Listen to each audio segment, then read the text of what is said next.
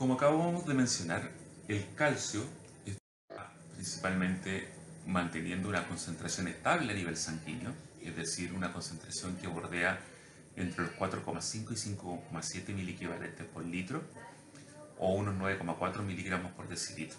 Esto se controla con gran precisión y, como veremos al final de esta clase, veremos cómo se regula estos niveles fundamentalmente por dos hormonas, la hormona paratiroidea y la calcitonina.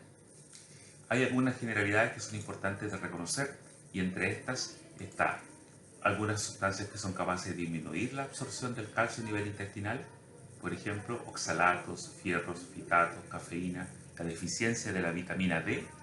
Esto está asociado fundamentalmente, por ejemplo, a la generación de raquitismo, el aumento de la absorción del calcio a nivel intestinal, por ejemplo, a la lactosa, la vitamina D en su forma activa, y también a través de la eliminación renal, asociada fundamentalmente, por ejemplo, una mayor eliminación de calcio durante la menopausia y también cuando hay dietas ricas en proteína y sodio.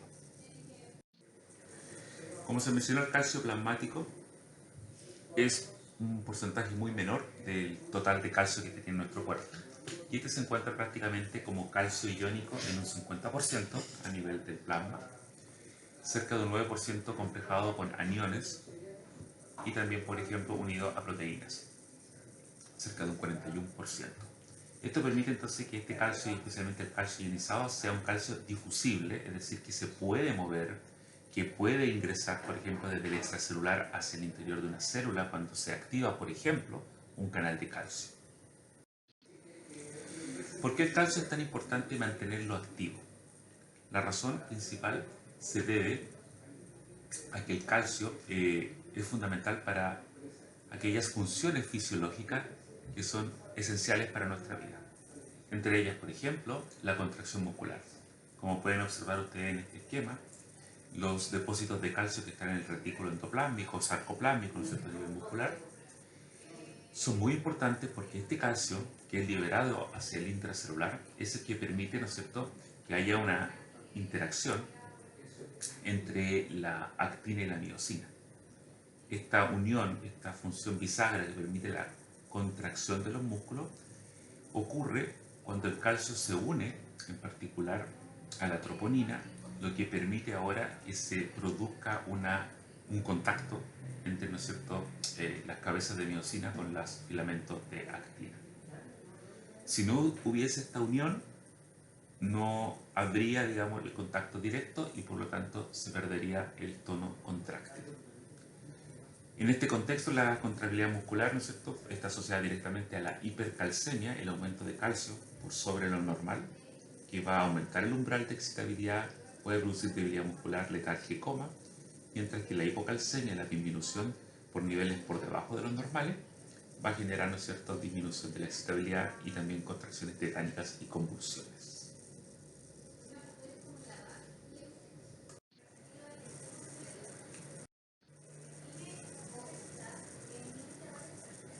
Otra de las funciones importantes que tiene el calcio está asociada a la secreción y liberación de sustancias desde los terminales nerviosos y también desde células excitables. Por ejemplo, en este caso se ejemplifica la liberación, por ejemplo, de un neurotransmisor acetilcolina que depende de calcio. Si ustedes se fijan, la entrada de calcio a través de canales sensibles a calcio va a permitir, ¿no es cierto?, que haya una fusión de la vesícula que tiene al neurotransmisor con la membrana del terminal sináptico. Este proceso es dependiente de calcio y permite que se produzca la excitabilidad, ¿no es cierto?, o también asociada a una liberación de neurotransmisor por exocitosis.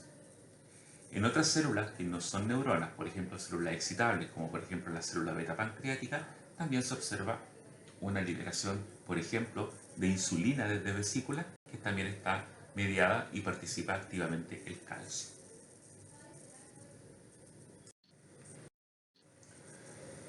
Dentro de las otras funciones que tiene también el calcio, y son funciones muy acotadas porque también participa en la cascada de la coagulación y en otros sinnúmero de situaciones que son importantes, el calcio también es muy relevante para producir la actividad nerviosa y eléctrica de nuestro corazón.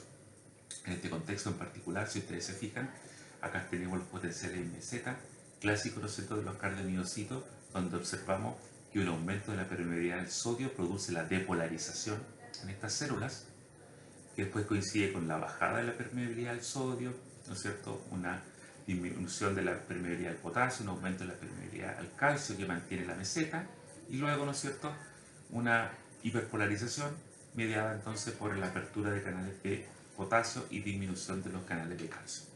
Sin embargo, si ustedes se fijan principalmente a nivel de los nódulos marcapasos que producen la actividad eléctrica del corazón, el nódulo tanto sinusal como aurículo ventricular, si ustedes se fijan, este proceso de depolarización en estas células es dependiente de canales de calcio, y en particular de canales de calcio tanto tipo T como tipo L. Y esto hace que se produzca la actividad eléctrica que se va a propagar a través del músculo, ¿no es cierto?, de la aurícula y también del músculo, ¿no es cierto?, del ventrículo. Y por lo tanto se favorece entonces la contracción a nivel cardiovascular. La hormona paratiroidea es una hormona que se produce en la glándula paratiroidea. Esta glándula está alojada particularmente en la vecindad de la glándula tiroides. Si uno observa, por ejemplo, la glándula tiroides desde el frente, ¿no es cierto?, uno la observa como una glándula con forma de mariposa, donde hay dos lóbulos, ¿no es cierto?, con un istmo intermedio, pero por la parte posterior, ¿no es cierto?, hacia atrás de esta glándula tiroidea, se observan en cada uno de los lóbulos de la tiroides dos glándulas paratiroides. Entonces hay 4 agrupaciones de células de glándulas paratiroides que están formando parte de esta vecindad con la propia glándula tiroidea. Ahora bien, cada una de estas glándulas paratiroides, ¿no es cierto?, están formadas por células Schiff, por células oxifílicas y por glóbulos rojos. Y son estas células Schiff las que son células encargadas de producir la liberación y síntesis de la paratormona. La hormona paratiroidea corresponde a un prepropéptido, es decir, una vez que se ha traducido, ¿no es cierto?, el mensajero, se genera una proteína de 115 aminoácidos, la cual principalmente pierde por cortes proteolíticos, pierde ciertos segmentos, y la actividad biológica de la paratormona está principalmente alojada en los primeros 35 aminoácidos. Entonces uno puede encontrar fácilmente la preproparatormona, la paratormona activa que está cortada, que mantiene el sitio N-terminal, y también los segmentos C-terminal que están cortados. Como se mencionó, la región activa es la región de los primeros 35 aminoácidos, y esta hormona se une principalmente para señalizar a través de receptores acoplados a proteína G. Ahora bien, siguiendo este esquema es muy importante para entender cómo se produce la síntesis y liberación de paratormona en función de los niveles del calcio disponible. Por lo tanto, nos vamos a encontrar en una situación que algún desbalance de los niveles de calcio que pueda ocurrir a nivel plasmático va a producir una cascada de eventos que van a regular su liberación. Primero, si hay una disminución de la concentración plasmática del calcio, esto es sensado por la glándula paratiroide a través de un mecanismo que veremos más adelante, que es un sensor de calcio. Esto, al ser sensado que ha disminuido el calcio, hace que la glándula paratiroides libere la hormona paratormona o hormona paratiroidea. Esta hormona tiene varios efectos. Tiene un efecto que es directamente a nivel del hueso, lo que facilita el proceso de resorción ósea, es decir, que se degrade hueso, para que a través de esa degradación del hueso salga calcio hacia la sangre, ¿no es cierto?, y por lo tanto tengamos una salida de calcio desde el sistema esquelético. También va a tener un proceso en el cual va a modificar a la vitamina D, la va a transformar desde una vitamina D inactiva a una vitamina D activa, y también indirectamente, y lo que está asociado a la propia vitamina D, se va a modificar la absorción de calcio a nivel intestinal, es decir, si yo consumo alimentos ricos en calcio, se va a ver un aumento de la absorción de este calcio. Y también, por otro lado, la paratormona va a tener un rol que va a ser a nivel renal, que va a estar asociado a la excreción del calcio. Y este proceso va a ser disminuido. Por lo tanto, entonces, frente a una disminución de los niveles del calcio plasmático, se produce la secreción de paratormona, la cual va a promover salida del calcio del esqueleto, ¿no es cierto?, de los huesos hacia la sangre, va a promover que haya una mayor absorción de calcio a nivel intestinal y va a disminuir la eliminación de calcio desde el riñón. Todos estos procesos llevan a un aumento de la concentración de calcio ahora en sangre, y este aumento de la concentración de calcio produce una inhibición en la liberación de la parotormona, es decir, produce un feedback negativo. La glándula paratiroidea que produce la hormona paratiroidea, esta hormona, como se mencionó anteriormente, pasa por un proceso primero de formación o de traducción a una preproteína, la cual va a ser liberada desde gránulos de secreción. Para esto, por supuesto, en esta vía participa la vía del Golgi, ¿no es cierto?, que es importante para generar estos gránulos de secreción. La parotormona, como se mencionó, tiene como función principal regular los niveles de calcio extracelulares, ¿no es cierto?, que son importantes para muchas funciones fisiológicas esenciales para nuestra vida. La parotormona se puede unir a sus receptores que están presentes en distintos tipos de tejidos, por ejemplo el cartílago, el músculo liso, la placenta, los islotes, el hígado, el cerebro y también fibroblastos, ¿no es cierto?, en la piel y linfocitos. Muchos de estos efectos de parotormonas en estos sistemas no están completamente bien dilucidados, pero sí algunos, como por ejemplo su efecto a nivel renal, a nivel óseo y a nivel también, por ejemplo, de la absorción de la vitamina D o de la producción o activación de la vitamina D, sí son bien reconocidos ya en la literatura. Existen dos tipos de receptores para la parotormona, que es el receptor de parotormona tipo 1 y el receptor de parotormona tipo 2. Estos receptores son receptores metabotrópicos, tienen 7 segmentos transmembrana y están acoplados, ¿no es cierto?, a una proteína G. Y ambos receptores tienen distintos tipos de señalización. El receptor 1, por ejemplo, es un receptor acoplado a adenilciclasa, lo que va a producir el aumento del AMP cíclico, y este AMP cíclico va a activar a la proteína quinasa A.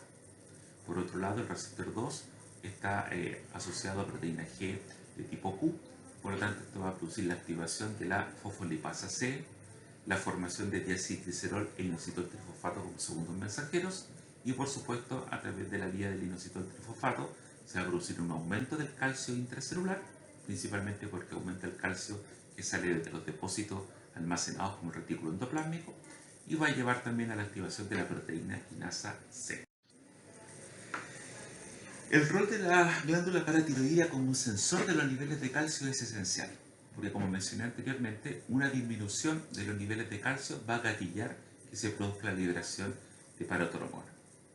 Ahora, este proceso es complejo porque depende de una dinámica celular bien particular. Entonces, esta célula tiene receptores metabotrópicos, conocidos como sensores de calcio, los cuales unen calcio por el lado extracelular, y esto hace que tenga una función activa.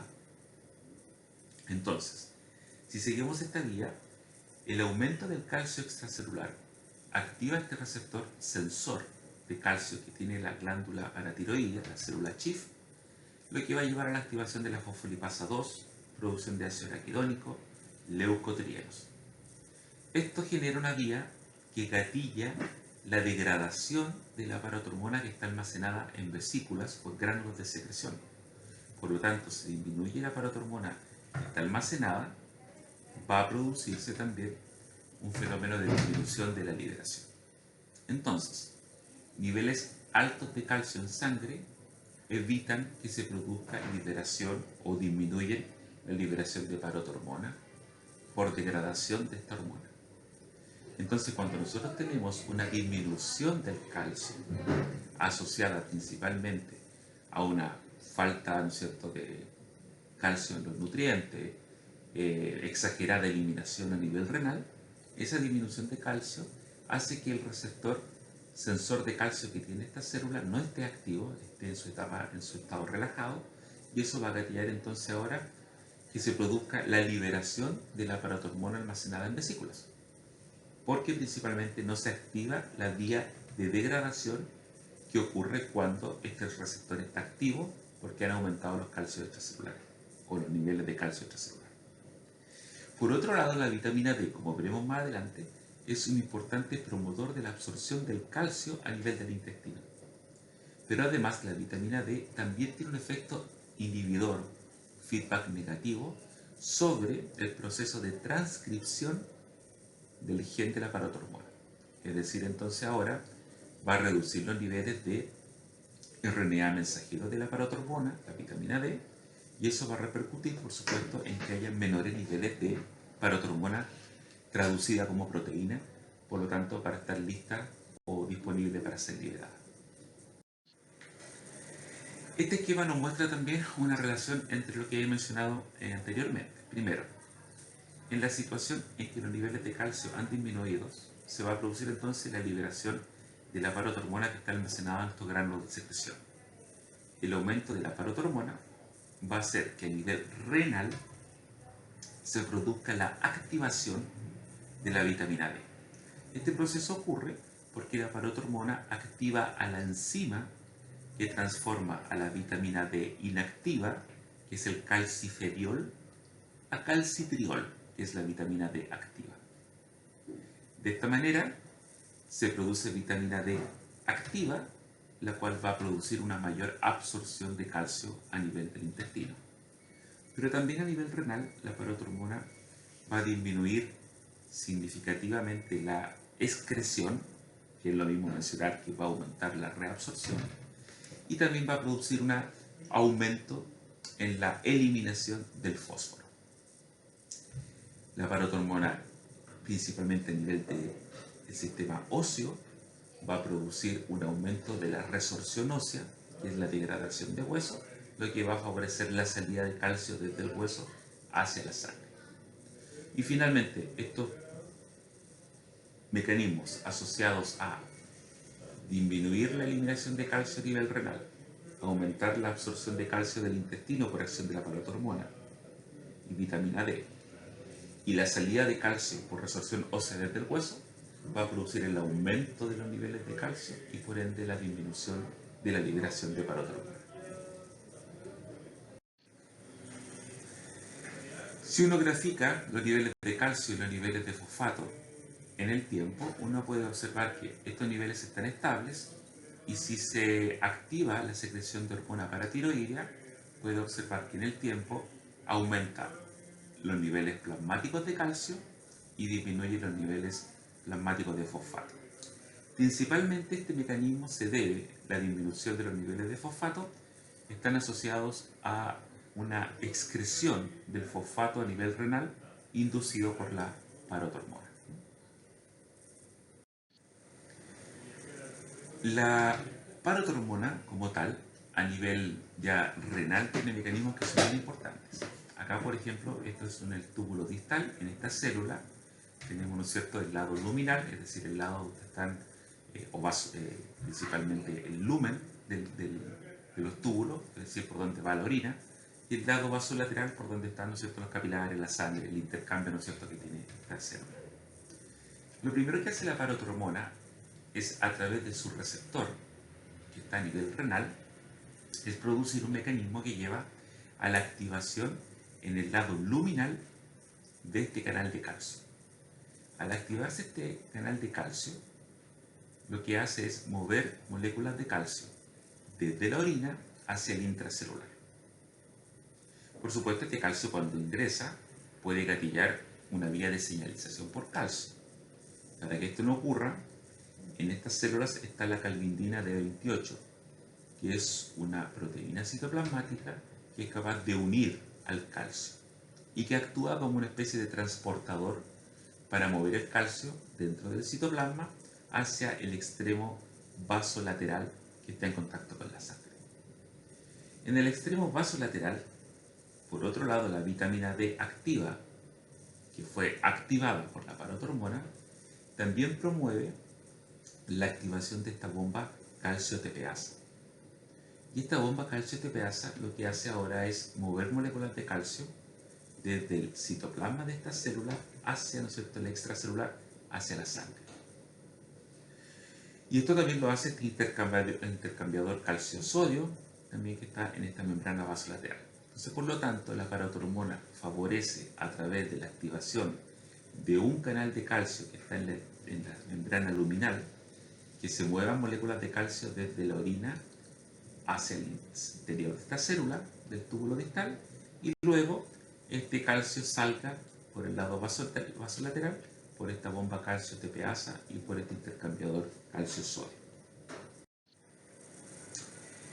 En el túbulo proximal, además, está principalmente el rol de la parotormona asociado a la excreción del fosfato. Y en este lado, si ustedes se fijan, en el lado luminal, es decir, el lado nuevamente que está en contacto con la orina, hay dos tipos de transportadores de fosfato. ¿Y qué es lo que ocurre? La parotormona lo que va a hacer ahora es que va a internalizar a través de su unión al receptor y al activar una vía de señalización, va a internalizar a uno de estos transportadores de fosfato, que es el transportador de fosfato tipo 2A. Y esto lo que va a producir es que el fosfato se reincorpore o se reabsorba en menor cantidad, porque uno de los dos transportadores que está en esta zona y que participa en este proceso de reabsorción ha sido internalizado y por supuesto destruido a nivel del lisosoma.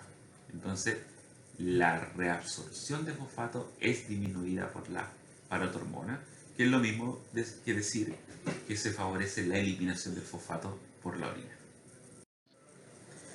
Respecto al hueso, hay que recordar, como se mencionó en la clase anterior, que el hueso tiene células que son capaces de formar nuevo hueso. Estas son los osteoblastos, y células que son también capaces de reabsorber y producir la resorción ósea, es decir, degradar hueso, y estas son los osteoclastos. Estas células tienen distintos tipos de actividad, son muy importantes para hacer un hueso que sea activo, que resista el peso, y por supuesto hay procesos o situaciones fisiológicas que pueden promover principalmente algunas situaciones como las que les voy a mencionar ahora. Algunas de ellas, por ejemplo, en el periodo postmenopáusico, la actividad formadora de hueso es menor y se incrementa la actividad resorsiva. Por lo tanto, esto genera una mayor salida de calcio de los huesos. Y acá va a quedar como una ventana de alerta para lo que veremos más adelante, que el calcio como tal debe ser consumido a diario y ojalá en una cantidad cercana entre el gramo al gramo y medio de calcio iónico. Esto permite mantener una adecuada dinámica y va a permitir, en otras palabras, que teniendo niveles adecuados de calcio no se produzca la sobreestimulación en la liberación de parotormona y pueda producir, por ejemplo, actividad resorsiva. La parotormona en el hueso depende mucho de las acciones que ésta produce. Y acá es importante recordar que pareciera ser como muy directo que si la parotormona promueve la actividad resorsiva ósea, es que tenga un efecto directo sobre los osteoclastos. Y esto no es así. El efecto no es directo, pero promueve la actividad resorsiva. Es decir, sí se activan los osteoclastos, pero no porque estos tengan receptores para parotormona, sino porque principalmente se activan de forma indirecta a través de los osteoblastos. Este esquema nos muestra algunas de las moléculas y células que yo les estoy mencionando, cómo el hueso tiene perfusión sanguínea, cómo tiene un rol importante los osteoclastos, los osteoblastos también, en la dinámica normal del hueso. Bien, acá por ejemplo, ya más en detalle, si ustedes se fijan, está también las células que son osteogénicas, son células que después se van a diferenciar, ya sea hacia la línea, ¿no es cierto?, osteoblástica o osteoclástica para el remodelamiento óseo, y por lo tanto estas mismas líneas de células del hueso son muy importantes para mantener el adecuado funcionamiento fisiológico en la formación de hueso, que es prácticamente el sistema de resorción y de formación de hueso. Bien, ¿qué es lo que ocurre? El receptor de parotormona se encuentra en las células osteoblastos, las células que forman hueso. Lo que ocurre es que cuando se activa el receptor de parotormona por la parotormona en estas células, se produce una proteína de membrana que es la proteína RANKL. Esta proteína de membrana RANKL, que se ha producido en el osteoblasto por acción de la parotormona, favorece a través de la unión al receptor RANG que las células que son precursoras de los osteoclastos, van a ser precursoras de las células que degradan hueso, maduren por esta unión y se transformen en un osteoclasto maduro, es decir, en un osteoclasto que puede producir la resorción ósea. Este osteoclasto maduro se deposita, ¿no es cierto?, en la superficie del hueso y forma un sello que tiene actividad lisosomal y que además recluta, ¿no es cierto?, hacia la membrana que está en contacto con el hueso, bombas protón-ATPasa. Esto lo que hace es que en la vecindad inmediata del hueso hay una reducción del pH, es decir, hay un ambiente muy ácido, y este ambiente ácido hace que aumente la solubilidad de la hidroxiapatita, que es la forma en la cual se almacena el calcio en los huesos. Entonces, al estar formando parte del calcio del hueso, está formando parte de la hidroxiapatita, pero cuando esta solubiliza, se comienza a liberar calcio. Y además, en esta membrana, en el osteoclasto, existen también transportadores de calcio que son capaces entonces ahora de tomar este calcio soluble en esta parte que está en contacto directo con el osteoclasto, para que este calcio ingrese, ¿no es cierto?, al osteoclasto y de ahí pueda pasar, ¿no es cierto?, por el lado vasolateral hacia la sangre. Entonces, en otras palabras, la parotormona favorece indirectamente la maduración de los osteoclastos que van a producir entonces la resorción ósea por una actividad lisosomal, por una disminución del pH, por un ambiente ácido, lo que va a generar un aumento entonces de la solubilidad de la hidroxiapatita y por ende también entonces la salida de calcio hacia la circulación. Promovido por la parotormona. Entonces, en resumen, los precursores de la vitamina D se producen en la piel por acción de la luz ultravioleta, se transforma, ¿no es cierto?, el colicalciferol a nivel hepático para producir el calcifediol, y este calcifediol se va a activar por esta enzima a nivel renal, la cual está activa por la parotormona para producir la forma activa de la vitamina D, que es el calcitriol. Y este calcitriol, su principal efecto es aumentar la absorción de calcio desde el intestino, ¿no es cierto? Por lo tanto, para poder tener una absorción de calcio desde los nutrientes. También tiene efectos resorsivos y formadores de hueso. Tiene que ver también importantemente con la reabsorción de calcio a nivel renal. Y por otro lado, también colabora, como lo mencioné, con la disminución, ¿no es cierto?, de la síntesis de parotormona.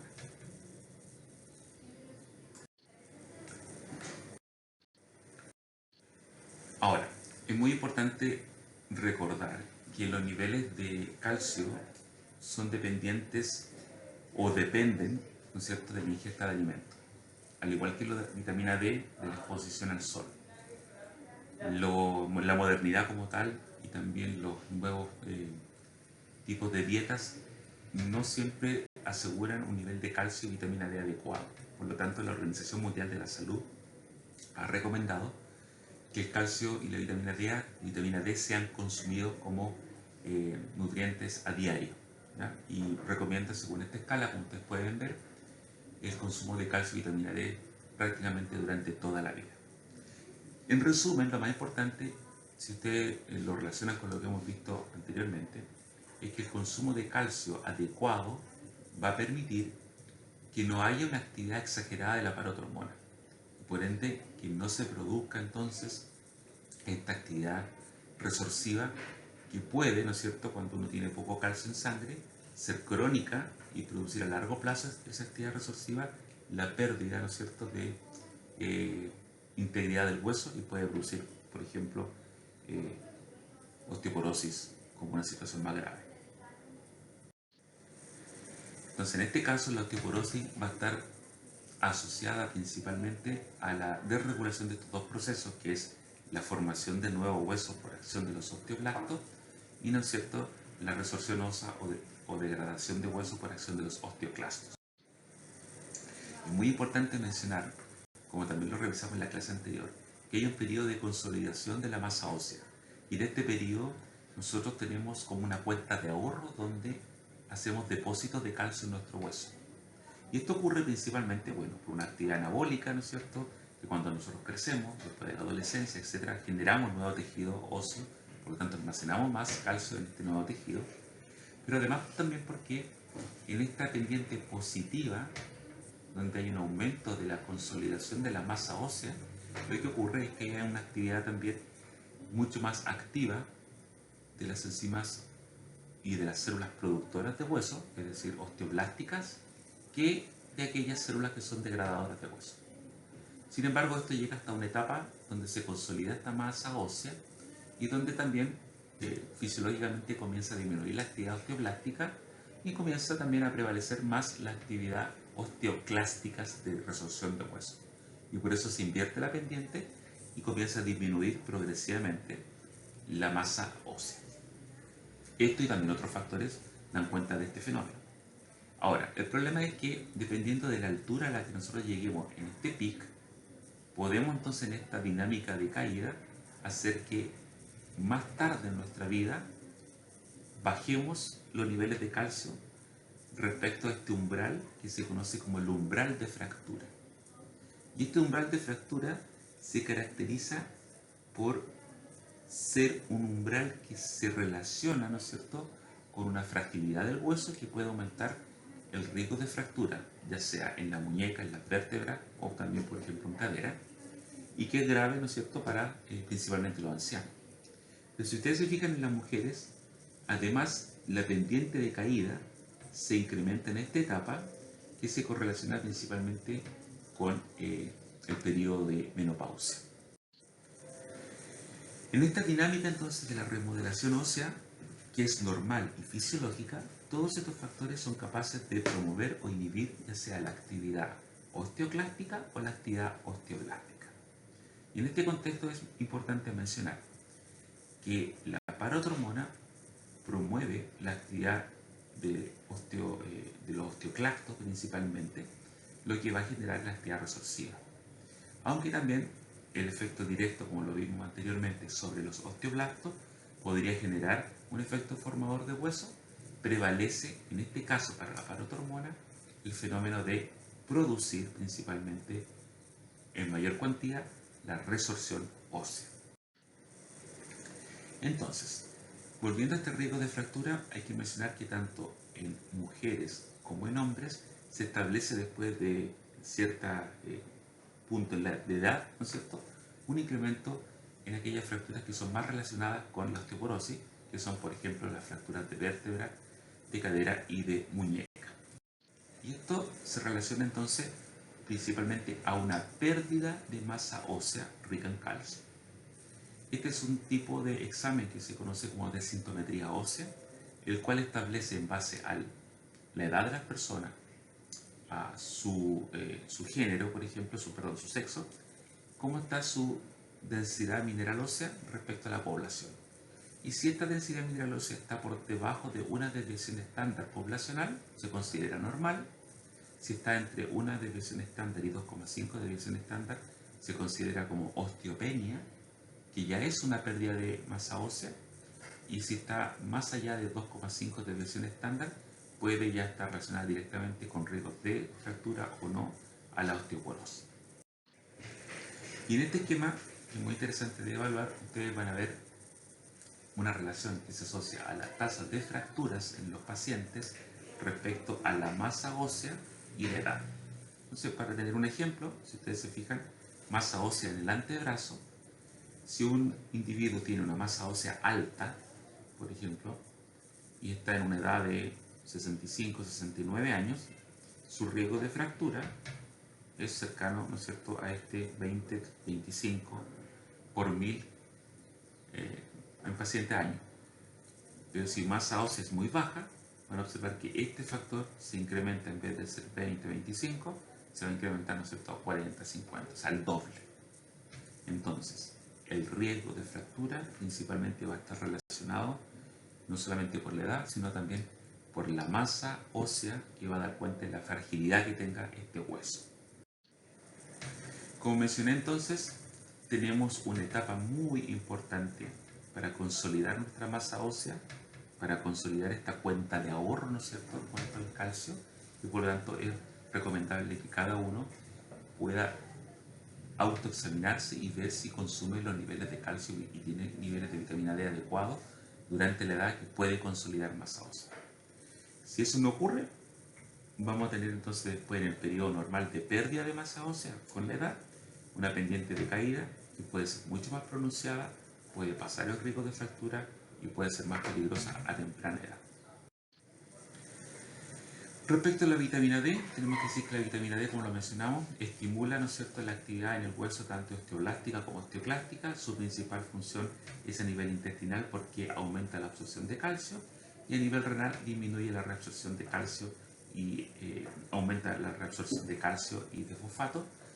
Y ambos mecanismos, y esto es importante reconocerlo, que la absorción del calcio como la reabsorción de calcio y fosfato en el riñón ocurre porque la vitamina D es una vitamina D liposoluble y favorece a través de un mecanismo intracelular de unión a su receptor una actividad que se relaciona con promover la expresión, ¿no es cierto?, de proteínas que movilicen, ¿no es cierto?, calcio, fosfato en estos tejidos. O sea, hay un efecto de transcripción génica que después se traduce en una proteína activa que es mediado por la vitamina D. El principal problema asociado a la vitamina D es que la deficiencia crónica de la vitamina D actualmente se relaciona con muchas enfermedades, y regular los niveles de esta vitamina también se asocia a un mejor performance en los tratamientos de enfermedades cardiovasculares, metabólicas, etc.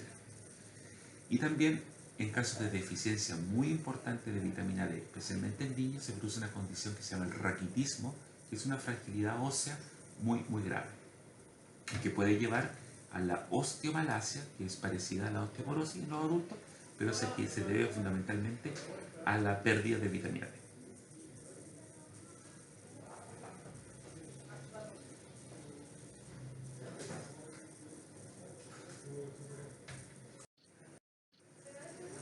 Bien, la otra hormona involucrada en la regulación del calcio es la calcitonina.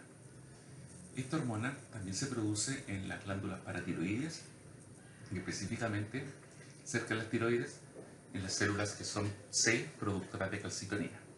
La calcitonina proviene de este gen, que es un gen que tiene muchos exones, también intrones, y que por un procesamiento después se produce la hormona activa, conocida como el gen relacionado con la calcitonina.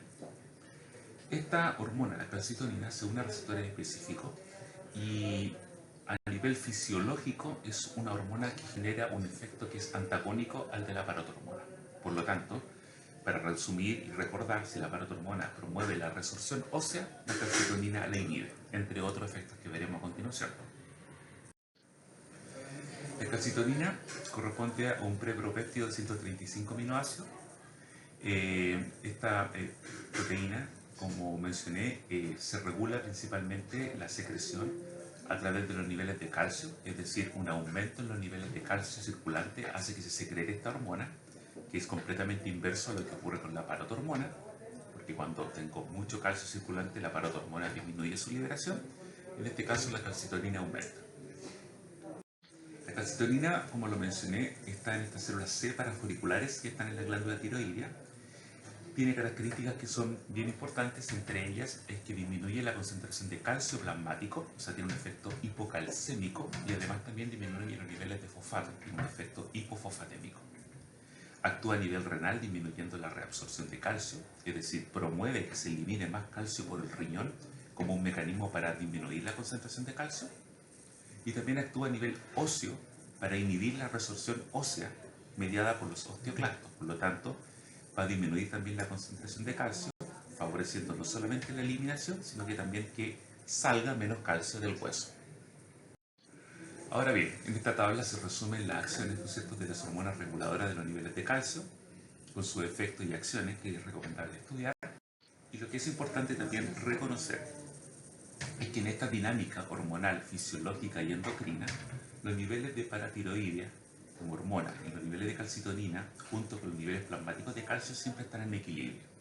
Como recordaron en las primeras diapositivas, dijimos que los niveles de calcio estaban finamente regulados en una concentración de prácticamente 9,4 miligramos por decilitro, y para tener esta concentración de calcio plasmático adecuada, también hay una correlación con niveles de paratormona que son cerca de 0,5 nanogramos por ml y con niveles de calcitonina cercanos a 200 picogramos por ml. Por lo tanto, ustedes pueden observar que si los niveles de calcio disminuyen, es decir, nos acercamos hacia el 8, vamos bajando, lo que vamos a observar es que en esta situación, al disminuir los niveles de calcio, va a incrementarse los niveles de paratormona y van a disminuir, por supuesto, significativamente los niveles de calcitonina, ya que la paratormona va a promover la salida de calcio para tratar de restituir esta baja en los niveles de calcio hacia un nivel positivo o un nivel fisiológico. Y por el contrario, si estamos en niveles de calcio exagerados en sangre, lo que vamos a observar es que a estos niveles prácticamente la secreción de paratormona, que es la línea roja, es muy baja, mientras que los niveles de calcitonina son muy altos, pasan de 200 a más de 600. Entonces, de nuevo, ahora en esta situación de esta hipercalcemia, se secreta la calcitonina que va a reducir los niveles de calcio a los niveles fisiológicos. Muchísimas gracias.